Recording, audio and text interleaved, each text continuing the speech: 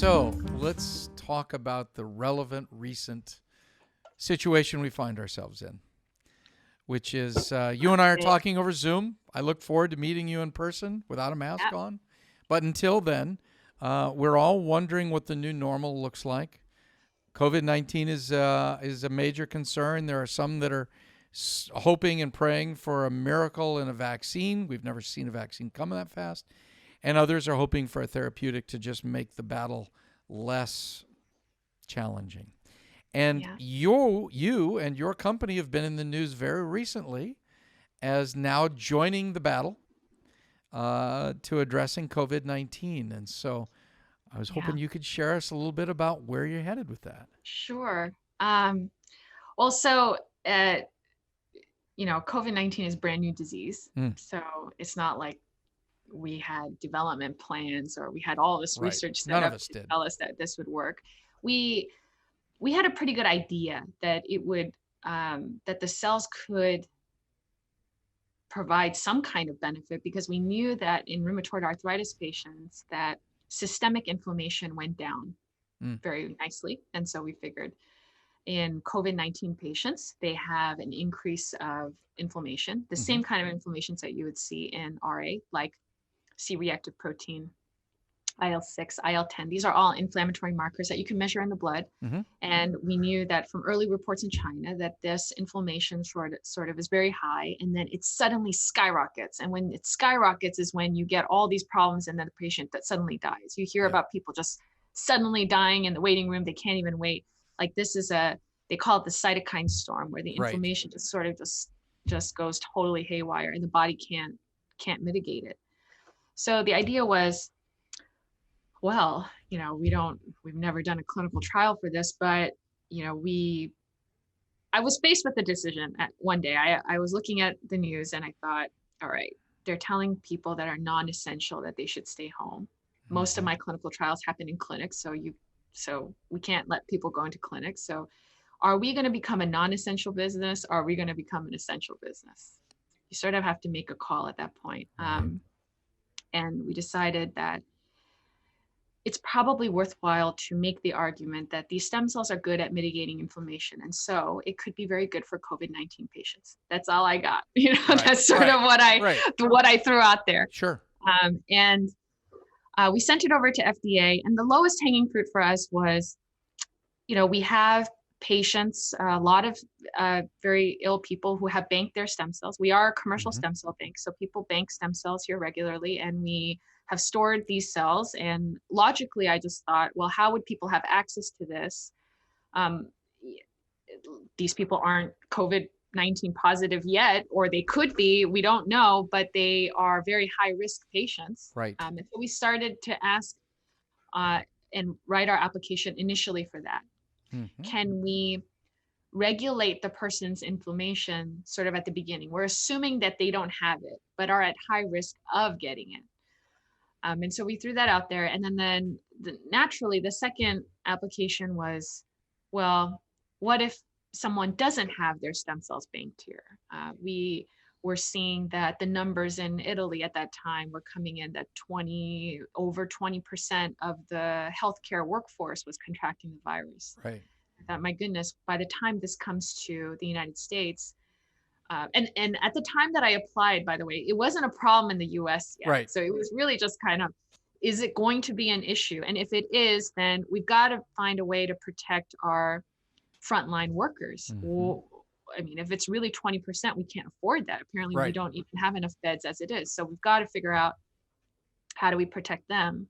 So then we put in an application to use a donor cell product, meaning it's not their own cell, but it's a qualified donor. So we go through all the screening, make sure this person's free of all kinds of viruses, and then qualify them as a donor. And the patients would receive that donor sample. And then, of course, the patients that are very ill, those were my first goal. I really wanted to start out with a very sick population, but it just turned out this way. The third application ended up being for hospitalized cases or severe cases of COVID-19. But I wanted to make sure that we could cover the whole range, not just patients already so severe on a ventilator, which is typically sort of where the therapies are aiming for, because they're more geared towards, let's stop this person from dying. Right. But I wanted to see if the inflammation is really key, then perhaps we can help these people before they get on a ventilator, Right. maybe as soon as they're admitted, or even before they're admitted. Maybe we can get them at that point so that we can prevent them from getting on a ventilator. Right. Seemed like a better idea. But anyway, we kept it broad so that we could, when you're looking at the whole disease spectrum, now we've covered it all from prevention, right, to the treatment. Mm-hmm. So you started this study. It seems like you've got to have a lot of samples of people active, especially if you're trying to prove statistically that they could have, but they didn't get the disease, or it was minimal. I would assume you're very nascent in this study, but does it show signs of a positive outcome for you? So we've done our first study so far. Sure. And we're in the middle of it. So each patient receives 5 infusions of their own stem cells. They'll get 200 million of their own stem cells. That's a lot. That's a total of 1 billion cells. Each person's going to get 1 billion cells. It's an open label study. So everybody will know that they're receiving their own stem cells. Got it. Okay. Now, let's say all 52, it's 52 participants. Let's say all 52 participants by the end of this don't have any signs of COVID, right? Okay. If you look at it, the glass half full, you'd say, oh, wow, that's very successful. But of course, you're going to have the people who said, no, all those patients just stayed at home and they wore a mask all the time, so they didn't contract the virus. Okay, so let's deal with that group, okay? Yeah, right, exactly. The second trial, that's why the second trial was designed for high exposure people. Right. All of these people had to be either very high risk, meaning they're intubating people or doing something very direct, or high that's right. risk. They're all healthcare workers that are healthcare workers. So they're constantly surrounded by it. So now you can't say, oh, well, they just stayed away from people. No, they were it was in their face constantly. And so now we have a placebo group. Mm-hmm. So some of the patients are not going to receive anything. Participants are not going to receive anything, or they're going to receive 50 million cells a dose, 100 million, or 200 million. Okay. So one group is going to receive the same amount of stem cells that our autologous group, our first trial group, received, right? And hopefully we can prove the same thing that we did for the first trial. Mm-hmm.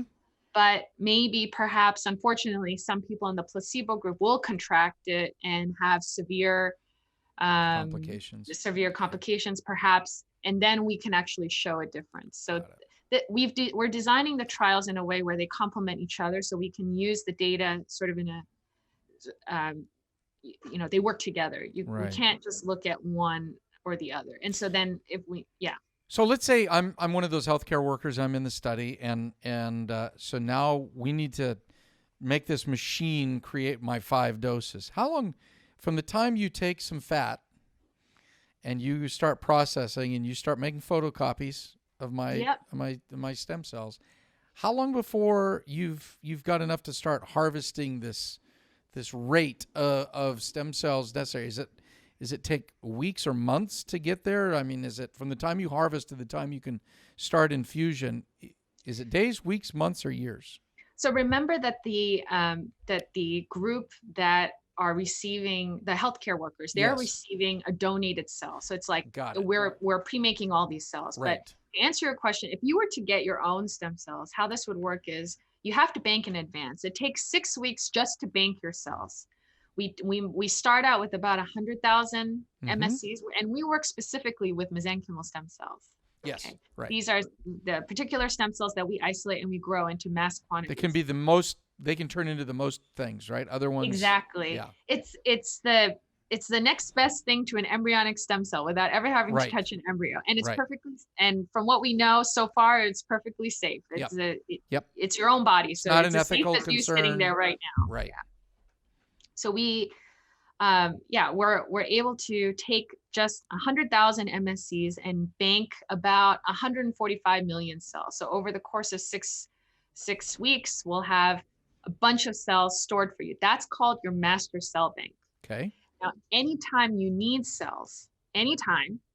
We'll take out a vial like 10 days before you need them, and we'll begin the culture process. So they stay frozen someplace until you need them. So you'll take out the vial, and then you'll start growing from that one again. Regrowing. Yes.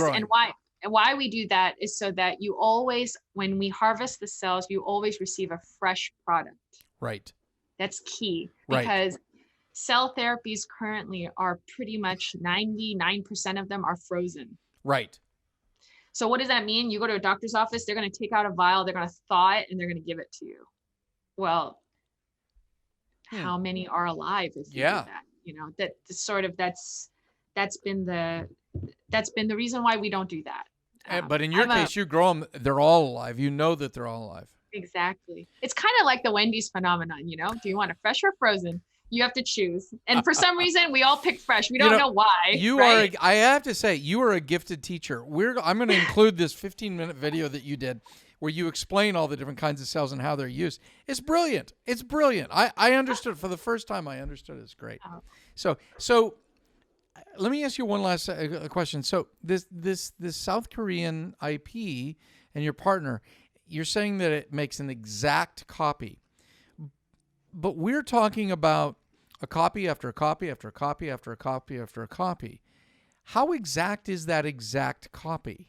So you have to test it. And that's the stringent requirement. You see, you can't just say you made a copy, which is what's out there right now. And it drives me crazy when people say, oh, stem cells are this, because they dump it all into the same category. No, if you're growing them, particularly if you are culturing cells or you are doing something in the lab to these cells, chances are there's some kind of change that is occurring if you're not testing for it and making sure that it's happening or not happening. Right. So in our case, how do we know that the stem cells have not changed? We check for their identity, their purity, their genetic integrity. We make sure that there's no genetic changes, even on a chromosomal level, even to the minute base pairs, individual base pairs. We're looking at, are there any mutations that occur? Right. Other than, these sort of natural occurring mutations, but other than that, are there any, through the culture process, is there anything that we're doing that is going to change that at all? That's got to be a huge part of the cost of this process. Is that constant? The funny thing is that if you're developing a drug in the United States, okay, so why did I go through all this painstaking cost and time? It took 3 years to compile all this data to figure out, are the stem cells really identical? Okay, we commissioned lots of academic institutions to try and answer this question. By the time we got all the data we needed and we answered the question, why we put that together is so that we could present to FDA, hey, this is identical to what we pulled from the body.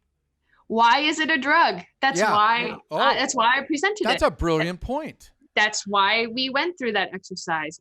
If we are doing really something that is generating an exact product from the original, then you can no longer say that this is a drug, right?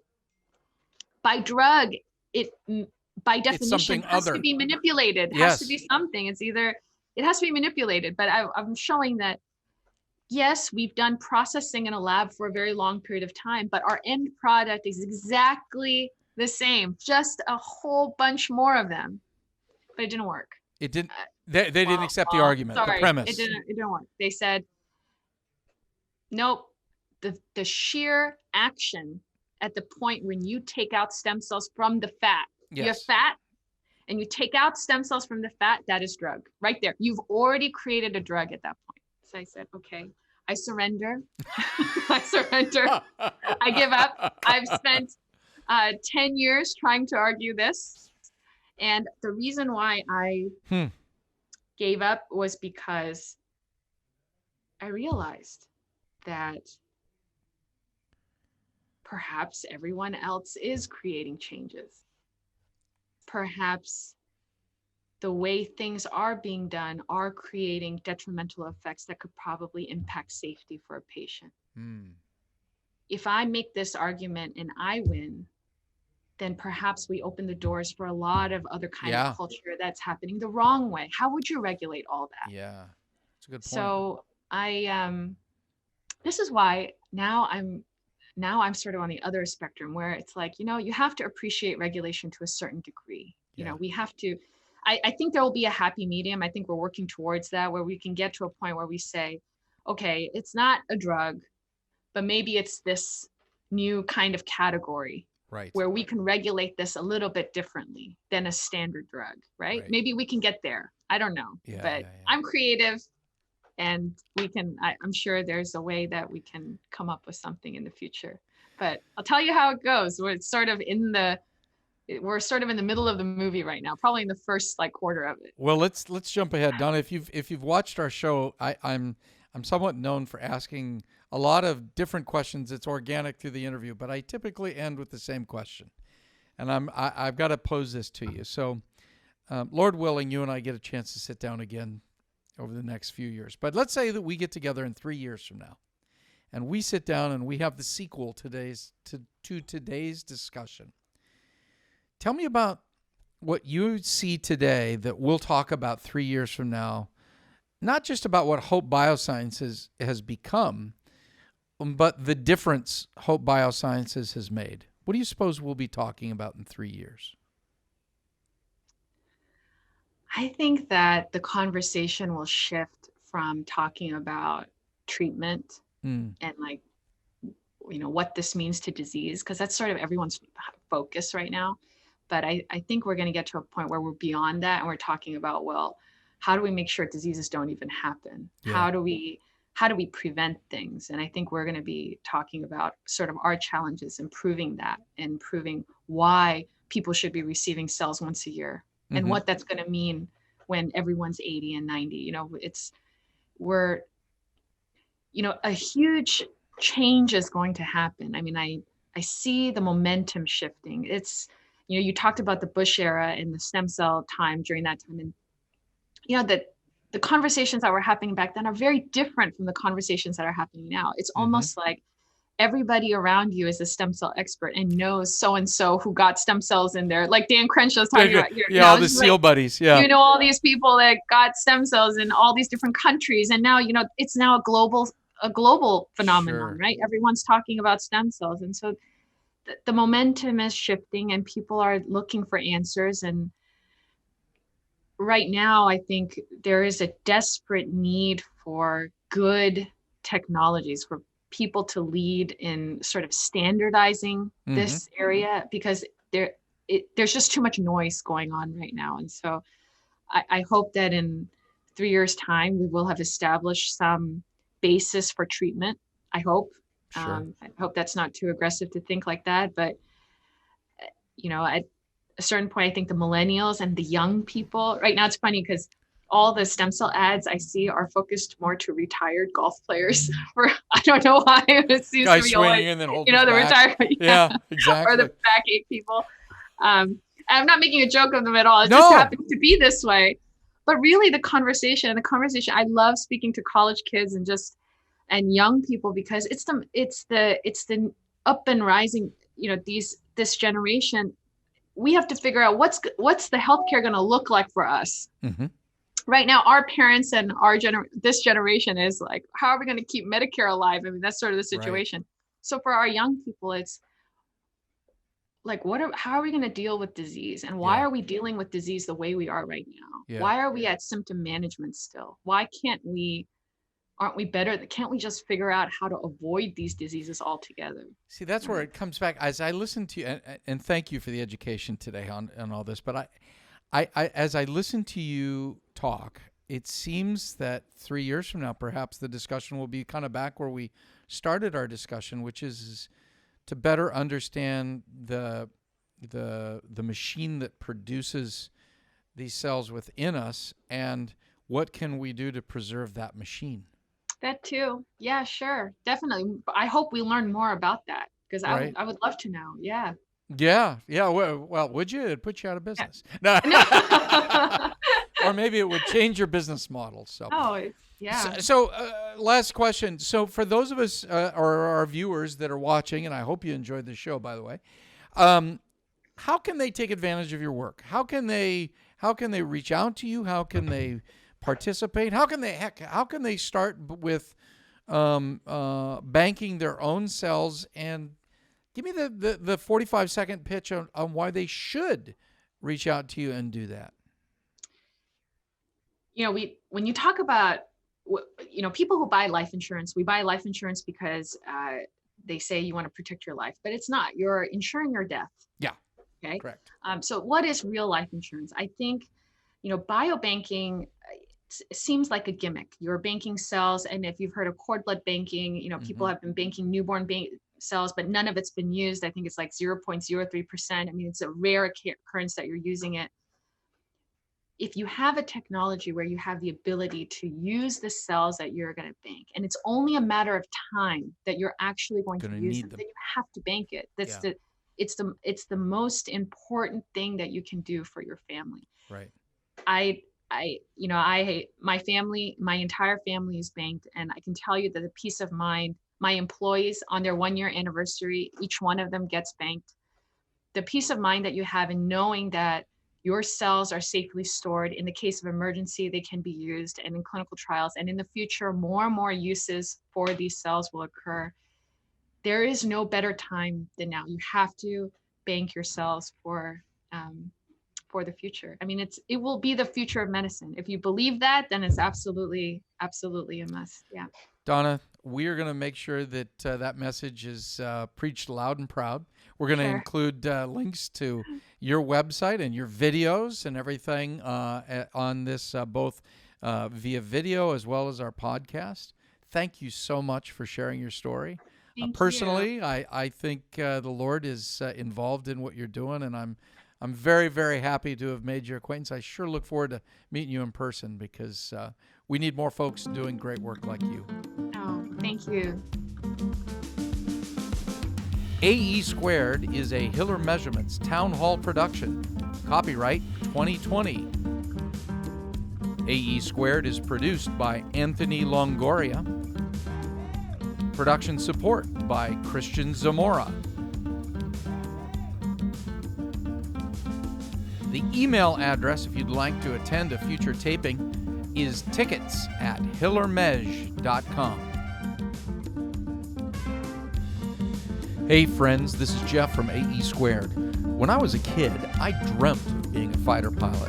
It's funny how life turns out. Although I never became one, today Hiller Measurements takes enormous pride in supporting our nation's warfighters, especially those who fly and fight. So you can imagine my excitement to have Justin, call sign Hazard Lee, who flies the F-35A Joint Strike Fighter on AE Squared. Justin takes us both into the seat of our nation's preeminent fighter and into the mind of today's fighting force. Surprisingly, we also discuss how Justin himself has built a following with his own podcast, The Professional's Playbook, which you'll absolutely love. So join me, Fanboy Jeff, and get to know one of our nation's finest, Justin Hazard Lee, right here on AE Squared from Hiller Measurements.